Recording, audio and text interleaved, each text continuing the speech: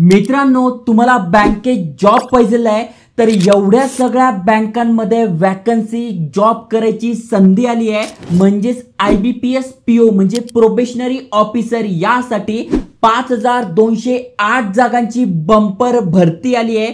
खासियत याची अशी आहे की अप्लाय करणं सुरू झालंय। नुकताच आपण व्हिडिओ टाकला होता SBI PO म्हणजे SBI ची प्रोबेशनरी ऑफिसर आणि IBPS मध्ये IBPS चा प्रोबेशनरी ऑफिसर दोघांचा अभ्यासक्रम जवळपास सेमच आहे। दरवेळेस म्हटलं जातं की IBPS जे आहे ते SBI चंच कॉपी करत असतं, पण या वेळेस त्यांनी एक पर्सनॅलिटी टेस्ट आणली आहे। तिचे मार्क गृहीत धरले जाणार नाही आहे, पण ती नेमका कशी द्यायची, कशी असणार आहे, त्यानंतर अभ्यास कसा करायचा, 2011 पासून 2024 पर्यंत जेवढे पण प्रश्नपत्रिका आहेत मेन्स आणि प्रिलिम झालं त्या सगळ्यांचे सॉल्व क्वेश्चन पेपर MCQ आहे। त्याचं बुक मी तुम्हाला देणार आहे, कारण की बघा अपडेट आलाय PDF पासून तुम्हालाही समजेल नेमका किती वॅकन्सी आहे, काय कुठल्या बँकेत किती जागा आहे। पण त्या पलीकडे आपल्याला समजून घ्यायचं आहे की नेमका कोण कोण अप्लाय करू शकतंय, अप्लाय करण्यासाठी कुठले डॉक्युमेंट लागणार आहे, कशा प्रकारे अप्लाय करायचं, फी किती आहे, त्यानंतर अभ्यास कसा करायचा, कशा प्रकारे एक्झाम क्रॅक करायची, ही सगळी माहिती तुम्हाला पाहिजे असेल तर व्हिडिओ पूर्ण बघा।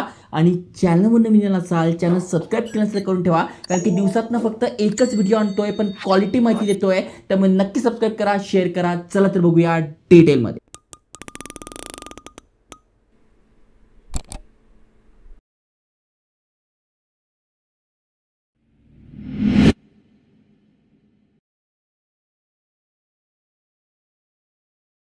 तर मित्रांनो, तुम्हाला स्क्रीनवर दिसतच असेल IBPS यांच्या ऑफिशियल वेबसाईटवर घेऊन आलो आहे। Institute of Banking Personnel Selection ही यांची ऑफिशियल वेबसाईट आहे, तुम्ही चेक करू शकताय। आणि यांच्याच तर्फे हे अपडेट आलंय, नोटिफिकेशन आलेली आहे आणि वॅकन्सीज तुम्ही बघू शकताय, भरपूर साऱ्या वॅकन्सीज आहे। आणि जर का आपण बघितलं कुठल्या बँकेमध्ये किती वॅकन्सी आहे आणि या वॅकन्सीज वाढतात दरवेळेचं यांचं, जेव्हापर्यंत आपण अप्लाय करतो तेव्हा कुठं ना कुठं काही ना काही जागा वाढतच असतात। ओके, जसं की बघू शकताय सगळ्यात पहिले आहे बँक ऑफ बडोदा।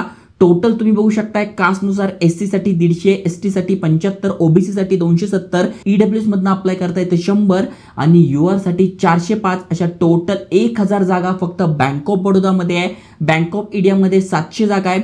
महाराष्ट्र बँकेमध्ये म्हणजे यस बँक ऑफ महाराष्ट्रमध्ये 1000 आहे, कॅनरा बँकमध्ये 1000 आहे, सेंट्रल बँक ऑफ इंडियामध्ये 500 आहे, त्याच्यानंतर इंडियन बँकेच्या अजून आलेली नाही आहे। इंडियन ओव्हरसीज बँकेमध्ये बघू शकताय 450 आहे, पंजाब नॅशनल बँकेमध्ये 200 आहे, पंजाब आणि सिंध बँकमध्ये 358 आहे आणि युको बँक आणि युनियन बँकच्या अजून वॅकन्सी आलेल्या नाही आणि त्या सुद्धा येतील। म्हणजे टोटल 5208 जागांसाठी ही भरती आहे। आणि PWBD कॅन्डिडेट तुम्ही आहात तर तुमच्यासाठी पण इथे जागा राखीव आहेत। तुम्ही बघू शकता SC साठी जर आपण बघायला गेलं तर 782, ST साठी 365, OBC साठी 1337, EWS साठी 520 आणि UR साठी 2204 जागा आहे, ज्याचा नक्कीच तुम्ही फायदा घेतला पाहिजे। इथे पण अप्लाय करा आणि SBI PO साठी पण अप्लाय करा। आता डिटेल मध्ये समजून घेऊ। तर बघा, सगळ्यात आधी महत्त्वाच्या तारखा समजून घ्या। 1/7 म्हणजे आजपासून अप्लाय करणं सुरू झालंय। 21 तारखेपर्यंत फॉर्म भरू शकतोय, म्हणजे फक्त 21 दिवस आपल्या हातात आहे फॉर्म भरण्यासाठी, पेमेंट करण्यासाठी, त्यामुळे तुम्हाला लवकरात लवकर करून घ्यायचं आहे। त्याच्यानंतर प्री एक्झामिनेशन जी ट्रेनिंग असेल SC ST साठी ती असणार आहे ऑगस्टमध्ये। ओके, त्यानंतर तुमची ऑनलाईन प्रिलिमिनरी टेस्ट होणार आहे। सिलेक्शन कसं होतं तर प्रिलिमिनरी टेस्ट, मेन टेस्ट आणि इंटरव्ह्यूच्या आधी तुमची एक पर्सनॅलिटी टेस्ट होणार आहे, त्याचे मार्क धरले जाणार नाही आहे। ती कशी असणार आहे ती पण तुम्हाला सांगतोय, त्यामुळे व्हिडिओ पूर्ण बघा। ओके, त्याच्यानंतर प्रिलिमिनरी टेस्ट कधी असणार आहे तर ऑगस्टमध्ये असणार आहे। ओके, ऑगस्टमध्ये आलं त्याच्यानंतर तुमचा रिझल्ट लागेल, त्यानंतर तुमची मेन होणार आहे ऑक्टोबरमध्ये। म्हणजे ऑगस्टमध्ये आपली प्रिलिमिनरी, मेन होणार आहे ऑक्टोबरमध्ये। त्याच्यानंतर इथे बघा दिले पर्सनॅलिटी टेस्ट जी होणार आहे तुमची नोव्हेंबर किंवा डिसेंबरमध्ये आणि तुमचा इंटरव्ह्यू होणार आहे डिसेंबर किंवा जानेवारीमध्ये। म्हणजे पुढच्या वर्षी तुम्ही फेब्रुवारीमध्ये इथे जॉबला लागलेले असाल तुमच्या आवडत्या बँकेमध्ये। त्यामुळे आजच जर का तुम्ही तयारी करताय तर बेस्ट असणार आहे। पुस्तकांची लिंक आपल्या टेलिग्राम चॅनलवर, व्हॉट्सअप चॅनलवर आणि खाली ब्लॉग दिलाय त्यामध्ये सुद्धा टाकली आहे। खूप भारी पुस्तक आहे। तुम्ही आज 300-500 रुपयाचे पुस्तक आहे, म्हणजे 1000 रुपयात तुम्हाला सगळे पुस्तकं येऊन जातील आणि तिथून तुमचा स्टडी करू शकणार आहात। ओके, त्यानंतर बघा टोटल 53 पानी PDF आणि सगळी माहिती सांगितली आहे, पण एवढं आपल्याला समजून घ्यायची काही गरज नाही। थोडक्यात मी तुम्हाला सांगणार आहे, जसं की खाली स्क्रोल केल्यानंतर कुठल्या कुठल्या बँका आहे पार्टिसिपेट करतायत ते तुम्हाला सांगून झालं आहे। सॅलरी किती आहे तर स्टार्टिंग तुमची 48,480 रुपयांपासून होते, जी की 85,920 रुपयांपर्यंत जाते. त्यामुळे सॅलरी पण चांगली आहे, भरपूर सारे अलाउन्सेस तुम्हाला मिळतात. त्यामुळे तुम्हाला माहिती बँकेचा जॉब आहे, सुट्ट्या भरपूर असतात, गव्हर्नमेंट सुट्ट्या झाल्या, सॅटर्डे संडे अशा भरपूर साऱ्या सुट्ट्या असतात. त्यानंतर खाली स्क्रोल केल्यानंतर कोण कोण अप्लाय करू शकतोय, आम्ही पात्र आहोत का, तर तुम्ही सगळ्यात आधी भारताचे नागरिक असाल तर पात्र आहे.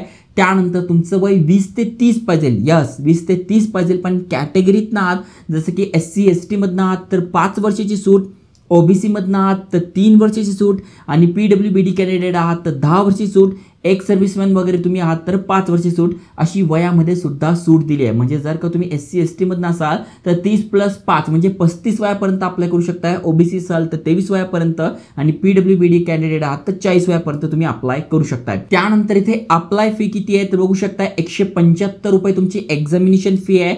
जर का तुम्ही SC ST PWBD कॅन्डिडेट आहात आणि जर का तुम्ही ऑदर असाल तर 850 रुपये फी आहे. बँकांच्या जेवढ्या पण एक्झाम आहे 1000 रुपयांपर्यंत हे इझिली घेऊन टाकतात. मग SBI म्हणा किंवा कुठलीही बँकेची एक्झाम म्हणा, एवढे घेताच आहे, फी जास्त आहे, भरपूर पैसे हे कमवतात, पण त्याला आपण काहीच करू शकत नाही. हे सगळं गव्हर्नमेंटच्या हातात आहे, आपल्याला तर भरावीच लागते. पण जर का चांगला जॉब पाहिजे असेल, मेहनत खरी असेल तर हे पैसे जायला काही हरकत नाही. ओके, आता प्रिलिमिनरी एक्झाम कशी असणार आहे तर बघू शकताय, सगळ्यात आधी इंग्लिश लँग्वेज 30 प्रश्न 30 मार्कांसाठी इंग्लिशमध्ये होणार आहे, 20 मिनिटं मिळतील. क्वांटिटेटिव्ह ॲप्टिट्यूड 35 प्रश्न 30 मार्कासाठी असणार आहे, इंग्लिश आणि हिंदीमध्ये देऊ शकताय 20 मिनिटं. आणि रॅझोनिंग ॲबिलिटी 35 प्रश्न 40 मार्कासाठी असणार आहे, 20 मिनिटं मिळणार आहे. म्हणजे टोटल 100 प्रश्न 100 मार्कासाठी 60 मिनिटं तुम्हाला मिळणार आहे. त्यामुळे सगळ्यात आधी तुमचा गोल असला पाहिजे प्रिलिमिनरी एक्झाम, ती आपल्याला क्रॅक करायची आहे. त्यानंतर पुढे जायचं आहे आणि आपल्याला मेन्स एक्झाम द्यायची आहे. ती पास झाल्यानंतर मेन्स एक्झाममध्ये रेझोनिंग आहे 40 प्रश्न 60 मार्कांसाठी, जनरल इकॉनॉमिक बँकिंग अवेअरनेस हे झालं 35 प्रश्न 50 मार्कांसाठी.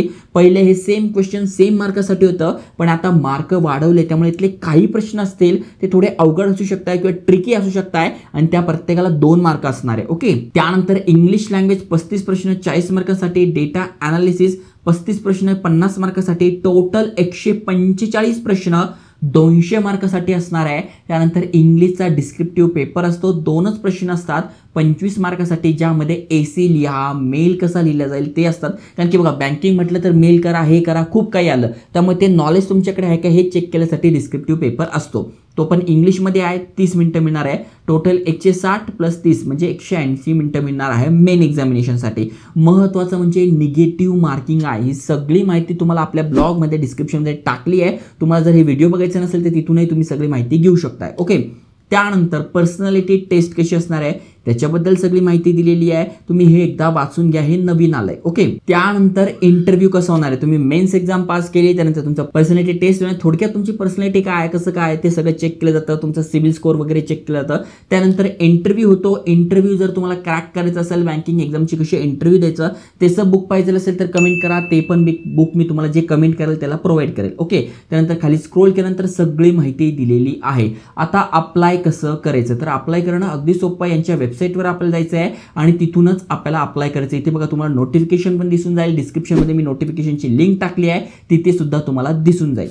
तर मित्रांनो, खूप सुंदर अपडेट आहे. फक्त आणि फक्त तुमचं ग्रॅज्युएशन झालंय म्हणजे पदवी पास तुम्ही आहात आणि 1 जुलैच्या आधी पास आउट झालेले पाहिजे. जे फायनल इयरला ज्यांचं रिझल्ट 1 जुलैपर्यंत आलेलं नाही आहे ते अप्लाय करू शकत नाही, पण 1 जुलैपर्यंत तुमच्याकडे पासिंग सर्टिफिकेट आहे, ग्रॅज्युएट झालेलं आहे, भाषेचं ज्ञान तुमच्याकडे चांगलं आहे, तुम्ही इथे अप्लाय करू शकणार आहात. त्यामुळे जेवढे पण तुमचे फॅमिली मेंबर्स आहे, फ्रेंड्स आहे, ज्याला बँकेत जॉब पाहिजे आहे, नक्की त्यांच्यासोबत शेअर करा आणि अशाच अपडेटसाठी चॅनल सबस्क्राईब करून ठेवा. जय हिंद, जय महाराष्ट्र.